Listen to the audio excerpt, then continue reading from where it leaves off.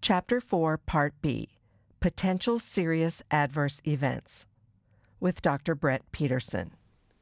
Postvaccinial encephalitis is an unpredictable, serious complication with highest rates observed in primary vaccinees 24 months of age and younger.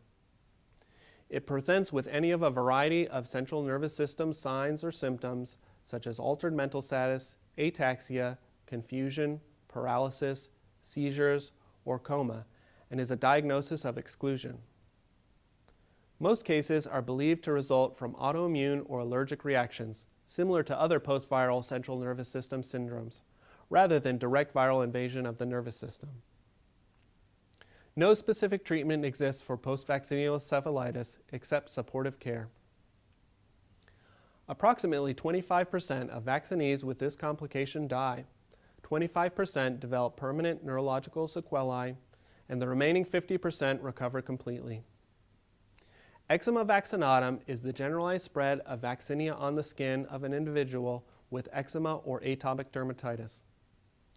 Patients often have a high fever and malaise and will have a localized or generalized papular, vesicular, or pustular rash that can occur anywhere on the body, with a predilection for areas of previous atopic dermatitis lesions. Severe cases usually occur among primary vaccinees and among non-vaccinated contacts with atopic dermatitis or eczema, and are independent of the activity of the patient's underlying eczema. Vaccinia virus is readily recoverable from skin lesions. Prompt treatment with Vaccinia Immune Globulin, or VIG, for Eczema vaccinatum has been shown to be beneficial, and mortality was reduced from about 40% to 7% in one study.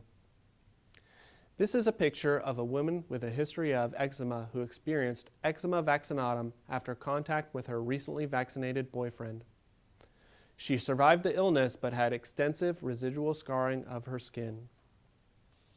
Progressive vaccinia, once referred to as Vaccinia necrosum, is a severe, potentially fatal illness characterized by a painless, non-healing vaccination site with progressive necrosis with or without spread to distant sites.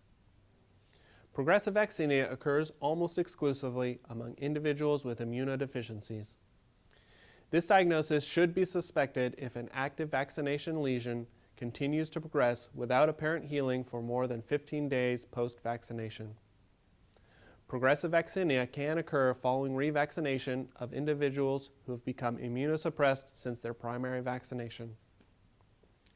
Progressive vaccinia may occur more frequently in today's population with the greater prevalence of HIV and post-transplant immunosuppression. This is a picture of an individual who experienced progressive vaccinia after smallpox vaccination.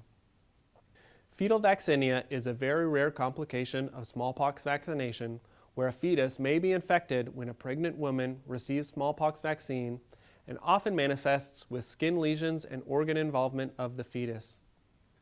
This complication usually results in fetal or neonatal death. Fewer than 50 cases of fetal vaccinia infection have been reported after smallpox vaccination. The greatest risk for fetal vaccinia is usually following primary vaccination of the mother in the third trimester.